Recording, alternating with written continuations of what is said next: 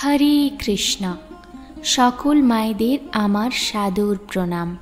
একজন নারীর জীবনে গর্ভাবস্থা হল সবচেয়ে পবিত্র এবং সুবর্ণ সময়। পৌরাণিক বিশ্বাস অনুযায়ী সন্তানকে ধার্মিক এবং সর্বগুণ সম্পন্ন করে তুলতে গর্ভাবস্থায় মাকে বেদ, পুরাণ, ভাগবত গীতার মতো গ্রন্থ শ্রবণ অথবা পঠন করা আবশ্যক। আর গর্ভাবস্থায় শিব পুরাণ শ্রবণ করা অত্যন্ত শুভ বলে গণ্য করা হয়। শিব পুরাণ শ্রবণ করলে পাপ অনেকাংশে বিনষ্ট হয় এবং ভগবান শিবের আশীর্বাদ প্রাপ্ত করা যায়। তাই গর্ভাবস্থার মতো সুবর্ণ সময়কালে প্রত্যেক মায়ের শিব পুরাণ শ্রবণ করা আবশ্যক। তাহলে আসুন আমার সাথে গর্ভবতী মায়েরা ভগবান শিবের আশীর্বাদ প্রাপ্ত করতে এবং গর্ভস্থ সন্তানের সর্বোচ্চ মঙ্গল কামনায় শিব পুরাণের ঐশ্বরিক যাত্রা আরম্ভ করি। এটি শুধু গর্ভবতী নয়, এটি শুধু গর্ভবতী মহিলা নয়, শিশু থেকে বৃদ্ধ সকলেরই শ্রবণ করা উচিত। এর ফলে ভগবান শিবের আশীর্বাদ প্রাপ্ত করা যায় এবং ভগবান শিবের পরম ধাম লাভ করা যায়। তাই ভিডিওটি আপনজনদের সঙ্গে শেয়ার করতে ভুলবেন না, যাতে তারাও ভগবান শিবের আশীর্বাদ প্রাপ্ত করতে পারে। তাহলে আসুন ভগবান শিবকে স্মরণ করে আমরা এই ঐশ্বরিক যাত্রা আরম্ভ করি। আচ্ছা মায়েরা, কখনো কি ভেবে দেখেছেন যদি ভগবান শিব নিজেই এসে জীবনের সকল প্রশ্নের উত্তর দিয়ে দেন তাহলে কি হবে? যদি তিনি তার গোপন রহস্যের মাধ্যমে আপনাকে সেই জ্ঞান প্রদান করেন যা আপনার জীবনের প্রতিটি সমস্যার সমাধান করতে পারে। এটি নিছক একটি কল্পনা নয়, এটি শিব পুরাণের সত্য। এমন একটি কথা যা আপনাকে কেবল শোনার জন্য নয়, অনুভব করার জন্য নিজেকে প্রস্তুত করতে হবে। এটি এমন গোপন রহস্য যা জানার পর আপনার চিন্তাভাবনা, আপনার দৃষ্টিভঙ্গি এবং আপনার জীবন আর আগের মতো থাকবে না। প্রসঙ্গত শিব পুরাণ সংহিতায় বিভক্ত, কিন্তু এটিকে আরও সহজ এবং সুগম করে তুলতে আমরা এটিকে 13টি অধ্যায়ে উপস্থাপন করছি। এর উদ্দেশ্য হলো এটাই, যাতে প্রতিটি মায়েরা এবং প্রতিটি শ্রোতা এটি সহজেই বুঝতে পারেন আর ভগবান শিবের জ্ঞানকে তার জীবনে বাস্তবায়ন করতে পারে। কিন্তু যদি আপনি সত্যি শিব পুরাণের প্রতিটি কথা গভীরভাবে বুঝতে চান তাহলে এখনই রাধা রাধা চ্যানেলটিকে সাবস্ক্রাইব করুন এবং পাশে থাকা বেল আইকনটি প্রেস করুন। অন্যথায় আপনি এই অমূল্য জ্ঞানটি মিস করতে পারেন এবং পরে অনুশোচনাও করতে পারেন। তাহলে আসুন আজ থেকেই এই ঐশ্বরিক যাত্রা শুরু হোক, যেখানে প্রতিটি কথা আপনাকে ভগবান শিবের আরও কাছে নিয়ে যাবে। আপনি কি প্রস্তুত? তাহলে প্রথম অধ্যায়ের প্রথম কথা দিয়ে এই আশ্চর্যজনক যাত্রা শুরু করা যাক। প্রথম অধ্যায়, প্রথম কথা। শিবপুরাণের আশ্চর্য মহিমা রহস্য। সূতজির কণ্ঠে শিব কথার দিব্যতা। যজ্ঞশালায় জ্বলন্ত আগুন, বাতাসে মিশ্রিত মন্ত্রের প্রতিধ্বনিতে ভরা একটি সঙ্গীতময় রাত, এবং মাঝখানে বসেছিলেন সূতজি, যার বাণী স্বয়ং ছিল অমৃতের ধারা। রাত তখন গভীর, কিন্তু নৈমিষারণ্যের ঘন জঙ্গলে নির্মিত যজ্ঞশালায় প্রদীপের আলো মিটমিট করছিল। যজ্ঞের আগুন নৈবেদ্যর সাথে সাথে জ্বলছিল এবং চারিদিকে বেদের মন্ত্র প্রতিধ্বনিত হচ্ছিল। সভায় বসে থাকা শত শত মহান ঋষি তাদের মুখে শান্তি এবং তপস্যার আভা নিয়ে ধ্যানে মগ্ন ছিলেন। এই সমাবেশের প্রধান ছিলেন মহর্ষি শৌনক, যার মুখ ছিল গম্ভীর কিন্তু হৃদয়ে একটি কৌতূহল ছিল। তিনি ধীরে ধীরে এগিয়ে গেলেন এবং সূতজির পায়ে প্রণাম করে বললেন, হে মহান জ্ঞানী সূতজি, আপনি সকল সিদ্ধান্তের ছাতা, দয়া করে বলুন পুরাণের সারমর্ম কী? সূতজি তার কথা মনোযোগ দিয়ে শুনলেন। যজ্ঞের আগুনে কাঠের কর্কশ শব্দের মাঝে তার গভীর কণ্ঠস্বর প্রতিধ্বনিত হচ্ছিল, হে মহর্ষি, এই প্রশ্নটি কেবল একটি কৌতূহল নয়, বরং মুক্তির দরজা খোলার চাবিকাঠি। সভাতে নীরবতা বিরাজ করছিল। কেউ বুঝতে পারল না সুতজি এরপর কি বলবেন। প্রজ্ঞা, ভক্তি এবং বিচক্ষণতা কিভাবে বিবেকের বৃদ্ধি করে, একজন মানুষ কিভাবে তার ভেতরে থাকা ক্রোধ, লোভ এবং অহংকারের জাল থেকে নিজেকে মুক্ত করতে পারে। এমন কি কোনো উপায় আছে যার মাধ্যমে এই কলিযুগেও মানুষ পবিত্র হতে পারে? কোনো জীব যাতে শিবের আশীর্বাদ পেতে পারে তার জন্য কি করা উচিত? মহর্ষি শৌনকের এই প্রশ্নগুলো ভেতর থেকে সবাইকে হতবাক করে দিল। সুতজির উত্তর। সুতজি চোখ বন্ধ করলেন, কয়েক মুহূর্ত চুপ করে রইলেন এবং তারপর তার কণ্ঠস্বর প্রতিধ্বনিত হলো, হে মহারিষি, এই প্রশ্ন শুনে আমার হৃদয় আনন্দিত হয়ে উঠল। আপনি ধন্য, কারণ আপনি সেই সত্য জানতে চাইছেন যার মাধ্যমে সমগ্র মানবতার কল্যাণ সম্ভব। এজন্য আমি আপনাদের সেই ঐশ্বরিক গ্রন্থের কথা বলতে যাচ্ছি, যা কেবল মুক্তিই দেয় না, বরং স্বয়ং ভগবান শিবের মহিমার প্রত্যক্ষ প্রমাণও। সুতজির কণ্ঠে ছিল অপরিসীম প্রশান্তি, কিন্তু তার কথায় ছিল এক শক্তি যা সমাবেশে বসা প্রতিটি ব্যক্তির দৃষ্টি আকর্ষণ করছিল। এটি কোনো সাধারণ গ্রন্থ নয়, বরং শিবের বাণীর মাধ্যমে প্রকাশিত অমৃত। এটি শিবপুরাণ। তিনি এই কথা বলার সাথে সাথেই সমগ্র সভাতে হর হর মহাদেবের ধ্বনিতে প্রতিধ্বনিত হয়ে ওঠে শিবপুরাণের দিব্যতা। সুতজি আরও বললেন, হে মহর্ষিগণ, শিবপুরাণ হল সেই অমৃততুল্য গ্রন্থ যা স্বয়ং ভগবান শিব সনকাদিক ঋষিদের কাছে বর্ণনা করেছিলেন। পরবর্তীতে মহর্ষি বেদব্যাস সনত কুমার মুনির কাছ থেকে জ্ঞান অর্জন করেন এবং তা সংকলন করেন। এই বইটি কেবল গল্পের সংকলন নয়, বরং এটি কলিযুগে মোক্ষ প্রাপ্তির একমাত্র সহজ পথ। এবার সবার কৌতূহল আরও বেড়ে গেল। শিবপুরাণে 24,000 শ্লোক রয়েছে এবং এটি 7টি সংহিতায় বিভক্ত। সুতজি সভার চারিদিকে তাকালেন, তারপর তিনি গম্ভীর স্বরে বললেন, যে ব্যক্তি ভালোবাসা এবং ভক্তির সাথে এই ধর্মগ্রন্থটি পাঠ করে অথবা শোনে, সে পাপ মুক্ত হয়ে যায়। তার ভেতরে স্থাপিত অহংকার, ক্রোধ, লোভ এবং আসক্তির স্তরগুলি আপনা আপনি ভেঙে যেতে শুরু করে এবং অবশেষে সে শিবলোকে পৌঁছায়। সভায় এক ধরনের প্রাণ শক্তির ঢেউ বয়ে গেল। হে মহর্ষি, এই শিবপুরাণ হলো সেই ঐশ্বরিক উপায় যার মাধ্যমে জীবনের 4টি লক্ষ্য ধর্ম, অর্থ, কাম এবং মোক্ষ সহজেই অর্জন করা যায়। শিবপুরাণ কেবল একটি গ্রন্থ নয়, বরং এটি স্বয়ং ভগবান শিবের স্বরূপ। যে ভক্ত সত্যিকারের হৃদয় দিয়ে এটি পাঠ করেন অথবা শোনেন, তিনি স্বয়ং ভগবান শিবের আশীর্বাদ লাভ করেন। এখন মহর্ষি শৌনক সম্পূর্ণ মন্ত্রমুগ্ধ হয়ে গিয়েছিলেন। হে সুতজি, আপনি ধন্য যে আপনি আমাদের এই কথার শ্রবণ করাচ্ছেন। এই গল্পটি অমৃতের চেয়েও অধিক মধুর। শিবপুরাণের এই কাহিনী শুনে কলিযুগের মানুষরা কিভাবে মুক্তি পেতে পারে, দয়া করে আমাদের বিস্তারিতভাবে বলুন।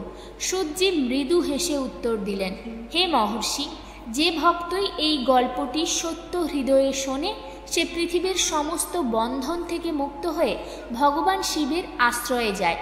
আমি এখন আপনাদের শিবপুরাণের প্রথম গল্পটি বলতে যাচ্ছি। মনোযোগ সহকারে শ্রবণ করুন, কারণ এটি কেবল একটি গল্প নয়, বরং মুক্তির দরজা। সভায় সকলের দৃষ্টি ছিল সুতজির ওপর। বাতাসে এক অসাধারণ শক্তি ছিল। মনে হচ্ছে যেন এই গল্পের মধ্য দিয়ে স্বয়ং ভগবান শিব আবির্ভূত হচ্ছেন। দ্বিতীয় গল্পটি হল দেবরাজের শিবলোকে যাত্রা এবং চঞ্চলার জগতের প্রতি আসক্তি ত্যাগ। রাত আরও গাঢ় হচ্ছিল, কিন্তু নৈমিষারণ্যের যজ্ঞশালায় শিবের কথার অমৃত প্রবাহিত হচ্ছিল। অগ্নিহোত্র থেকে নির্গত সুগন্ধ, ঘি, নৈবেদ্যের শিখা এবং বায়ুমণ্ডলে প্রতিধ্বনিত বৈদিক মন্ত্র সবকিছুই যেন কোনো ঐশ্বরিক শক্তির আভাস দিচ্ছিল। মহর্ষি শৌনক সেই সভায় বসেছিলেন, যার মন এখনও সুতজির আগে বর্ণিত গল্পের প্রভাবে রোমাঞ্চিত ছিল।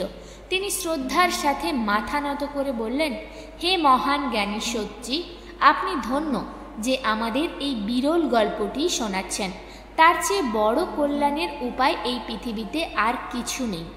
আপনার কৃপায় আমরা জানতে পেরেছি যে কেবলমাত্র ভগবান শিবের প্রতি ভক্তি করলেই সকল পাপ বিনষ্ট হতে পারে। কিন্তু দয়া করে বলুন, শিবপুরাণের মহিমা দ্বারা কি এগুলো শুদ্ধ করা সম্ভব? যারা সারা জীবন পাপ এবং অধর্মের সাথে জড়িত, যারা ক্রোধ, কাম এবং অহংকারে ডুবে আছে, তারাও কি শিবের কৃপায় মুক্তি পেতে পারে?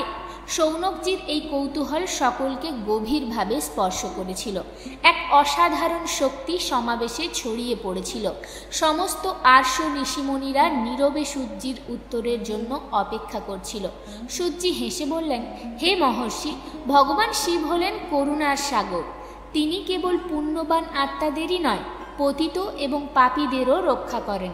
একজন মানুষ যতই পাপী হোক না কেন, যদি সে সত্যিকারের হৃদয়ে ভগবান শিবের নাম নেয় এবং তার মহিমা শোনে, তাহলে তার সমস্ত পাপ বিনষ্ট হয়।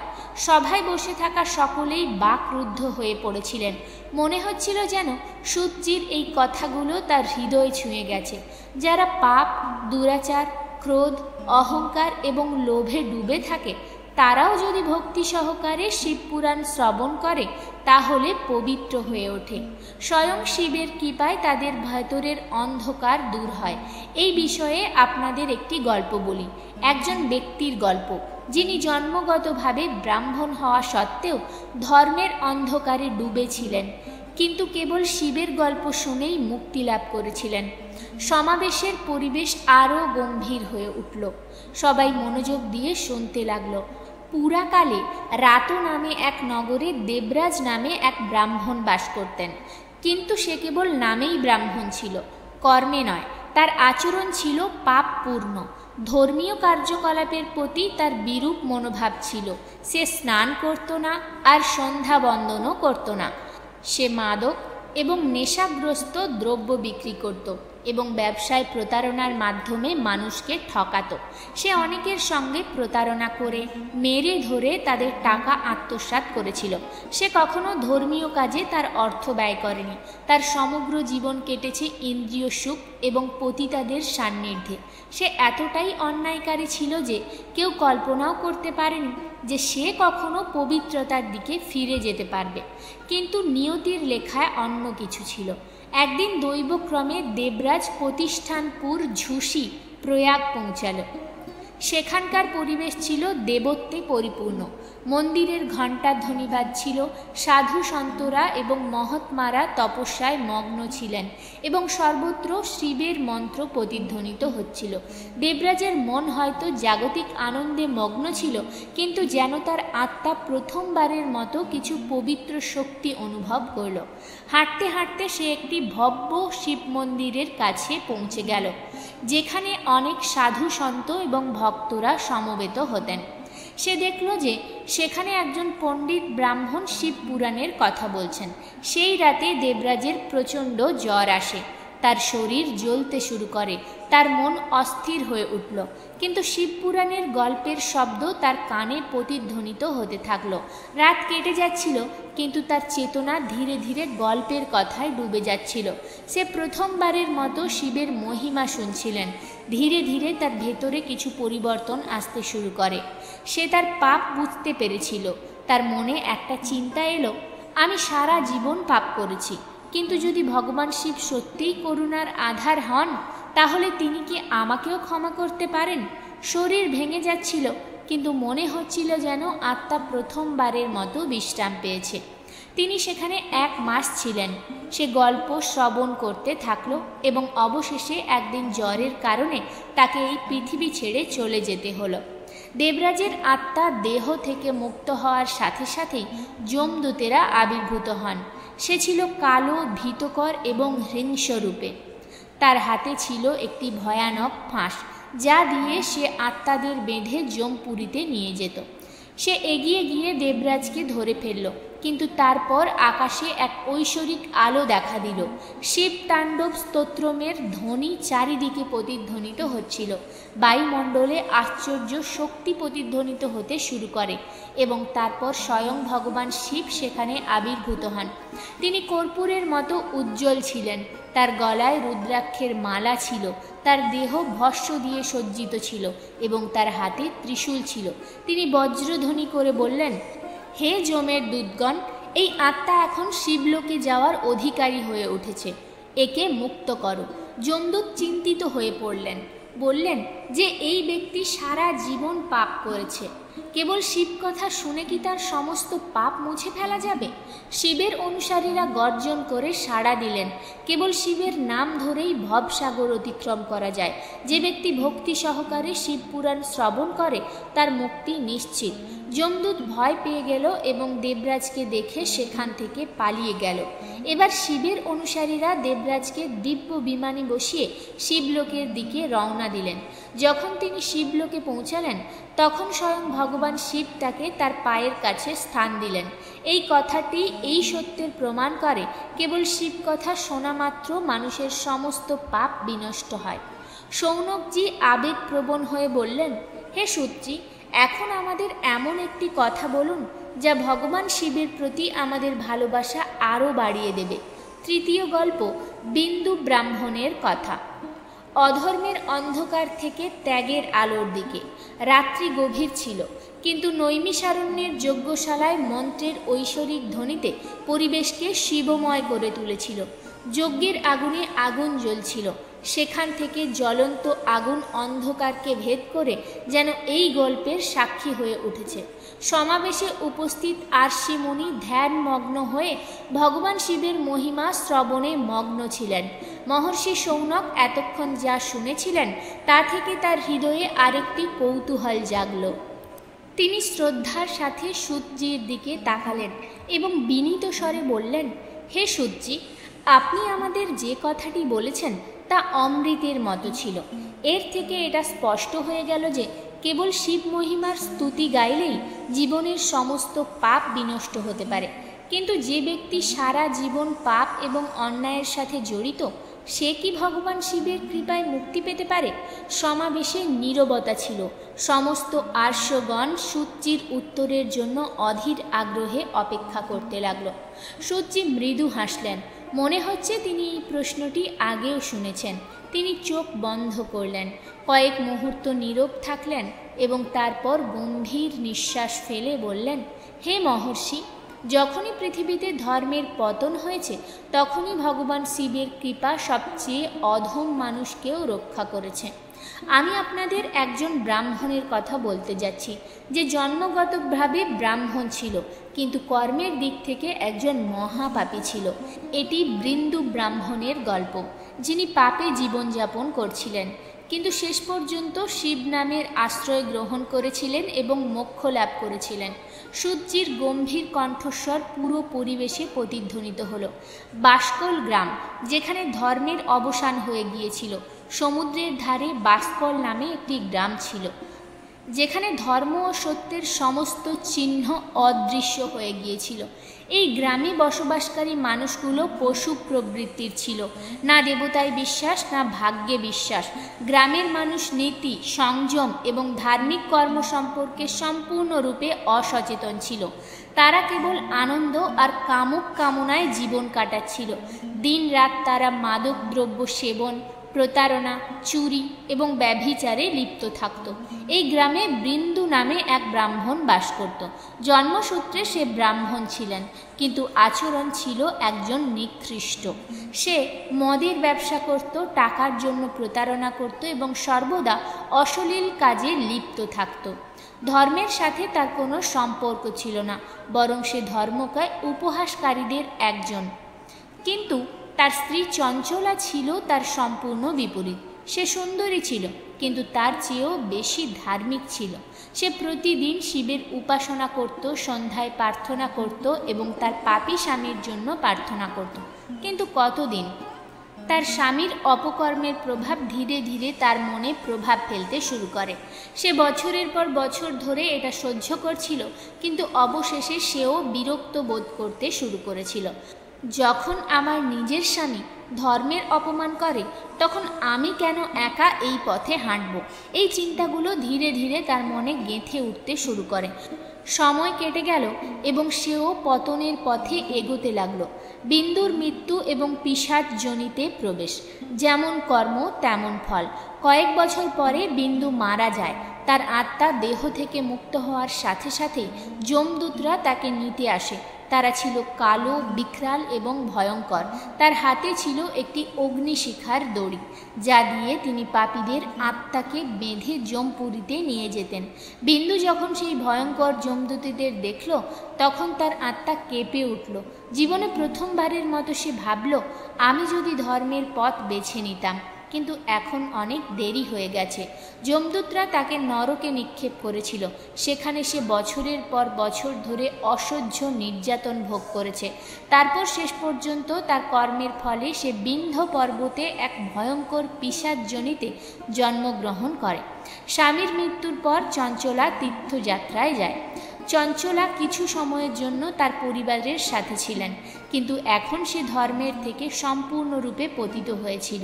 এখন তারও পুণ্য অথবা ধর্মের প্রতি কোনো আগ্রহ ছিল না। কিন্তু ভগবান শিবের লীলা অসীম।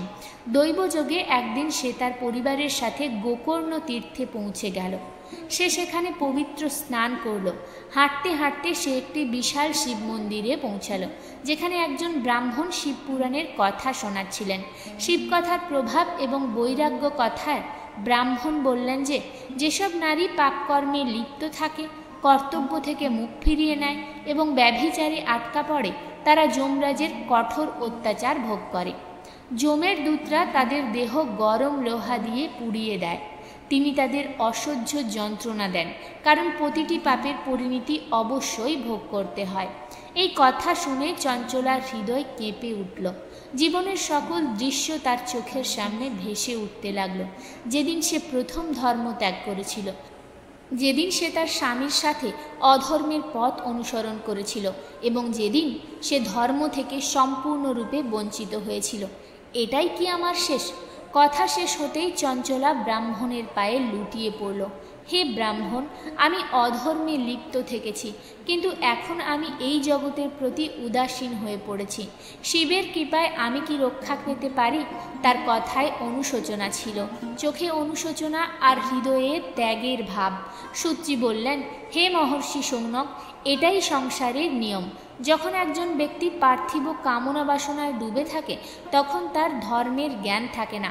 কিন্তু যখনই সে তার কর্ম সম্পর্কে সচেতন হয়, তখনই সে মুক্তির দিকে এগিয়ে যাওয়ার চেষ্টা করে। এবার আরও শুনুন কিভাবে চঞ্চলা তার স্বামীর আত্মাকে মুক্ত করেছিল এবং কিভাবে শিবের প্রতি ভক্তির মাধ্যমে সে মোক্ষ লাভ করেছিল। চতুর্থ গল্প, শিবকথা শোনার প্রতি চঞ্চলার আগ্রহ এবং তার শিবলোকে গমন। এটি এমন এক নারীর গল্প যে জীবনের প্রতিটি রং দেখেছিল, পাপে ডুবেছিল, অধঃপতনের অতল গহ্বরে পড়েছিল। তারপর ভগবান শিবের কথা তার হৃদয়ে এমন পরিবর্তন এনেছিল যে সে মোক্ষ লাভ করেছিল। এই কথাটি কেবল তার নয়, বরং সত্যের সন্ধানে ঘুরে বেড়ানো প্রতিটি ব্যক্তির। রাতের শেষ প্রহর ছিল। নৈমিষারণ্যের যজ্ঞবেদিতে প্রদীপগুলি মৃদুভাবে জ্বলছিল। বাতাসে ভেসে আসা ঘি আর চন্দনের সুবাস পরিবেশকে আরও পবিত্র করে তুলেছিল। সূর্যের গভীর কণ্ঠস্বর প্রতিধ্বনিত হচ্ছিল এবং আরশি মুনি গভীর মনোযোগ সহকারে গল্পটি শুনছিলেন। গল্পটি শোনার সময় মহর্ষি শৌনকের চোখে আরেকটি কৌতূহল জেগে উঠল। তিনি শ্রদ্ধায় মাথা নত করে বললেন, হে মহাজ্ঞানী সূর্যি, আপনি যে কথাটি আমাদের বললেন তা প্রমাণ করে যে শিবের মহিমা দ্বারা সবচেয়ে বড় পাপীও মুক্তি পেতে পারে। কিন্তু এখন বলুন, সেই চঞ্চলার কি হয়েছিল যে তার ধর্ম ত্যাগ করেছিল, যে শিব কথা শোনার সৌভাগ্য পেয়েছিল? সেও কি শিবের কৃপায় রক্ষা পেয়েছিল?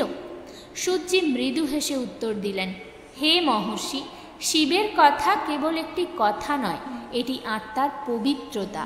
যে ব্যক্তি সত্য হৃদয়ে এটি শ্রবণ করে সে মুক্ত হয়। শুনুন চঞ্চলার অন্তিম যাত্রার কথা। যখন চঞ্চলা তার ভুল বুঝতে পারল, গোকর্ণ তীর্থের শিব মন্দিরের গর্ভগৃহে প্রদীপ জ্বালিয়েছিল, এক ব্রাহ্মণ মন্দিরে শিব কথায় শোনাচ্ছিল।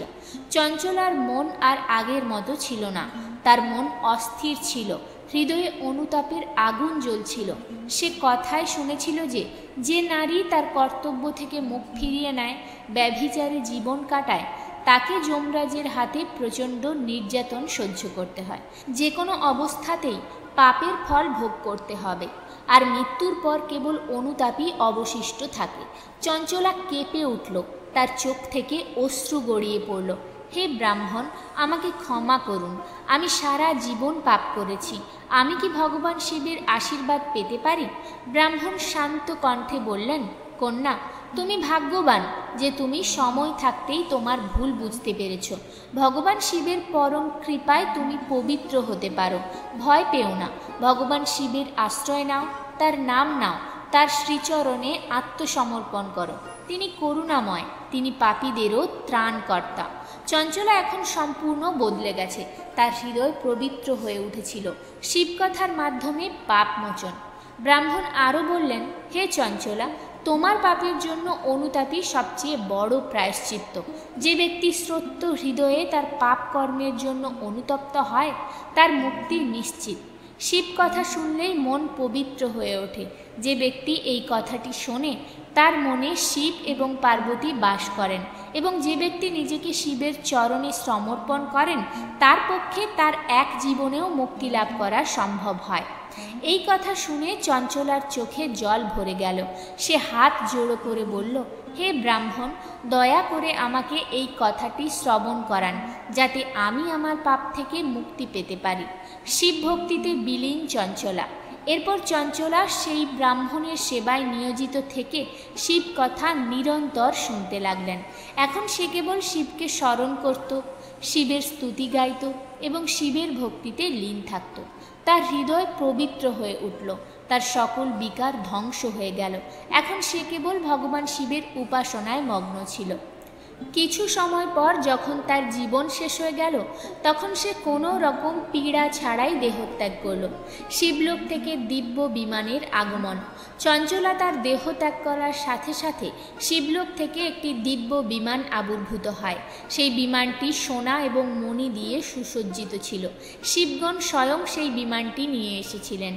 এসো চঞ্চলা, ভগবান শিব তোমাকে গ্রহণ করেছেন, এখন তোমার স্থান শিবলোকে। এই ঐশ্বরিক কণ্ঠস্বর শুনে চঞ্চলা আনন্দে ভরে উঠল। সে এক ঐশ্বরিক রূপ ধারণ করল, আর তার সমগ্র সত্তা এখন পাপহীন, পবিত্র এবং উজ্জ্বল হয়ে উঠেছে। সে বিমানে বসে শিবলোকের দিকে প্রস্থান করল। শিবলোকে চঞ্চলার আগমন। শিবলোকে পৌঁছানোর সাথে সাথেই সে যা দেখল তা পৃথিবীতে অকল্পনীয় ছিল। চারিদিকে শুধু আলো আর আলো ছিল। ভগবান শিব স্বয়ং তার ঐশ্বরিক রূপে উপস্থিত ছিল। দেবতারা তার সেবায় উপস্থিত ছিলেন। মা গৌরী মৃদু হাসি দিয়ে চঞ্চলাকে স্বাগত জানিয়েছিলেন। চঞ্চলা আবেগে আপ্লুত হয়ে ভগবান শিব এবং মাতা পার্বতীর চরণে প্রণাম করলেন। ভগবান শিব তাকে আশীর্বাদ করে বললেন, হে চঞ্চলা, তুমি ভোগ ও পাপের অন্ধকার থেকে বেরিয়ে এসে সত্যের পথ অবলম্বন করেছ। তুমি আমার কথা শুনে আমার আশ্রয়ে এসেছ। এজন্য এখন থেকে তুমি শিবলোকের অধিষ্ঠাত্রী হবে। তুমি মা গৌরীর সেবায় নিয়োজিত থাকবে এবং অনন্তকাল ধরে আনন্দে বাস করবে। মা গৌরী মৃদু হেসে বললেন, চঞ্চলা, এখন তুমি আমার সখী। কোনো জন্মেই তোমার কোনো কষ্ট হবে না। চঞ্চলার চোখ দিয়ে অশ্রু ঝরতে লাগলো। এখন সে পাপ ও জগতের বন্ধন থেকে সম্পূর্ণ মুক্ত ছিল। সূত্রী বললেন, হে মহর্ষি শৌনক, এই কথাটি আমাদের শিক্ষা দেয় যে একজন ব্যক্তি যতই পাপী হোক না কেন, যদি সে সত্যিকারের হৃদয়ে ভগবান শিবের আশ্রয় নেয়, তবে তার মুক্তি নিশ্চিত। কেবল শিব কথা শোনার মাধ্যমেই আত্মা পবিত্র হয়ে ওঠে। যে ব্যক্তি ভগবান শিবের চরণে আত্মসমর্পণ করে, কোনো শক্তি তাকে এই সংসারে আবদ্ধ করতে পারে না। এই কথা শুনে মহর্ষি শৌনকের চোখও ভিজে উঠল। হে সূত্রী, আপনি ধন্য যে আপনি আমাদের এমন একটি ঐশ্বরিক কথা শোনাচ্ছেন।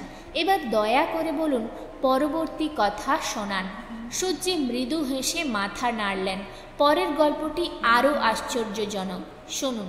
আমি আপনাদের আরেকটি রহস্যময় গল্প বলবো। পঞ্চম গল্প, পিশাচযোনি থেকে বিন্দুর মুক্তি। এটি অধর্মের অন্ধকার থেকে ভগবান শিবের কৃপায় আলো পর্যন্ত যাত্রার গল্প, যেখানে পাপে ঘেরা ব্যক্তিও মোক্ষ লাভ করতে পারে। শিবলোকে চঞ্চলা এখন মাতা পার্বতীর সেবায় নিযুক্ত ছিলেন, কিন্তু মনের মধ্যে বারবার একটা প্রশ্ন জাগে, আমার স্বামী বিন্দুর কি হয়েছে?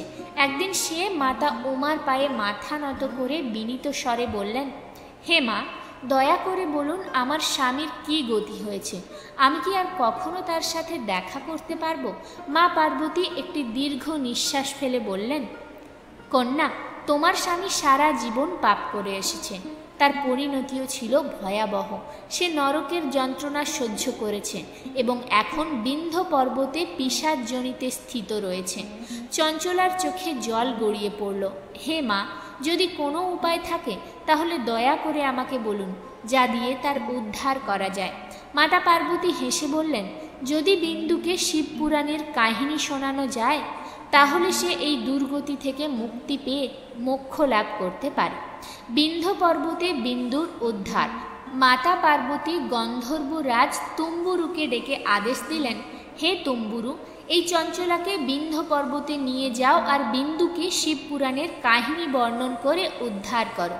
গন্ধর্বরাজ শ্রদ্ধার সাথে মাথা নিচু করে তৎক্ষণাৎ বিন্ধ্য পর্বতের দিকে রওনা হলেন।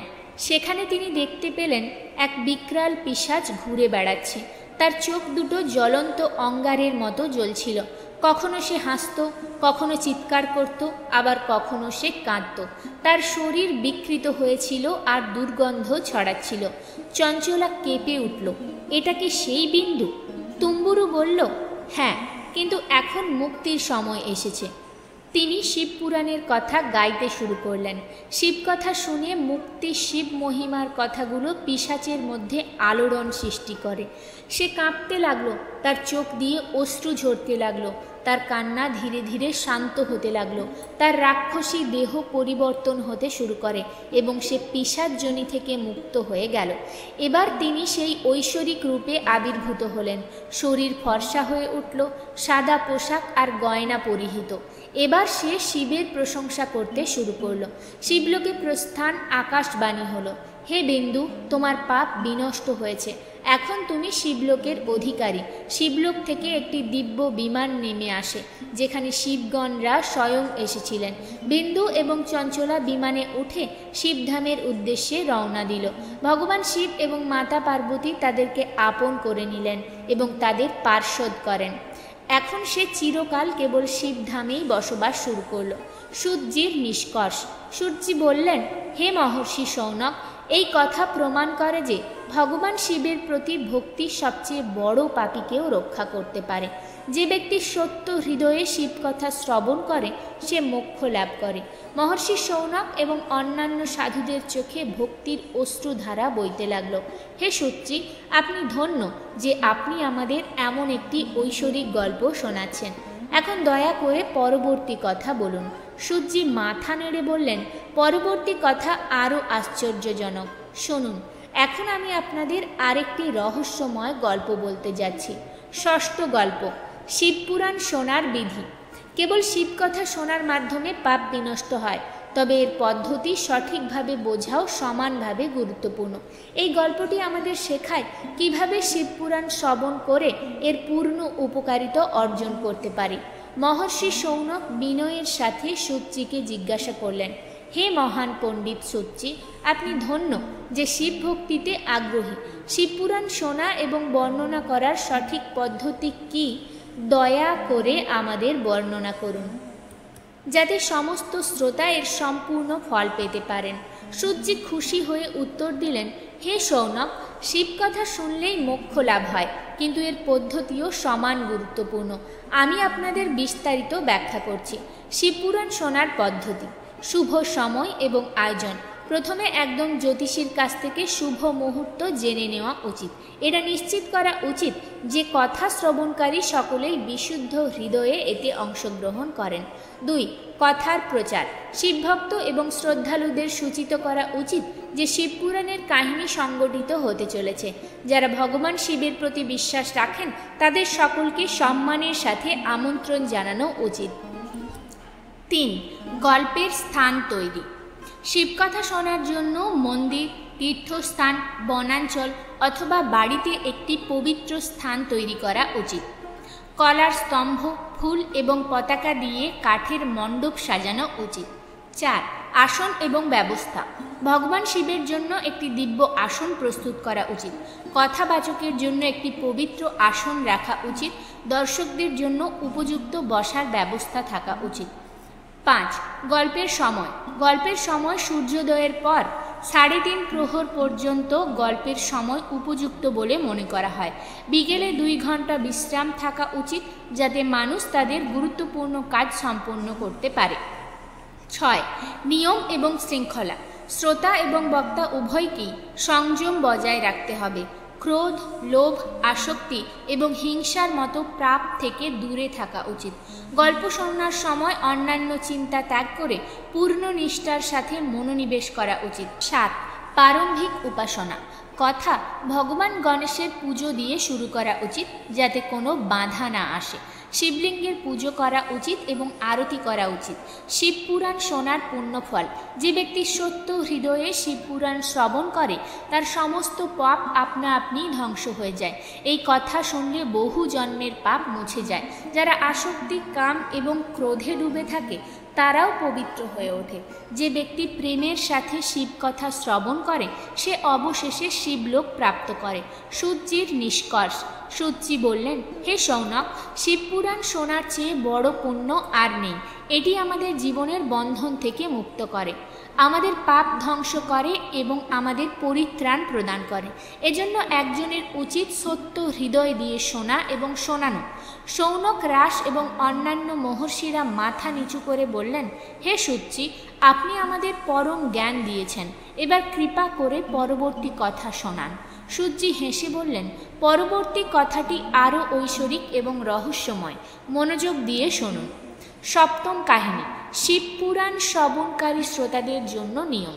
শিবপুরাণ শ্রবণ নিজেই একটি মহান সাধনা, কিন্তু এর পূর্ণ সুফল তখনই পাওয়া যায় যখন একটি ভক্তি সহকারে এবং নির্ধারিত পদ্ধতি অনুসারে শ্রবণ করা হয়।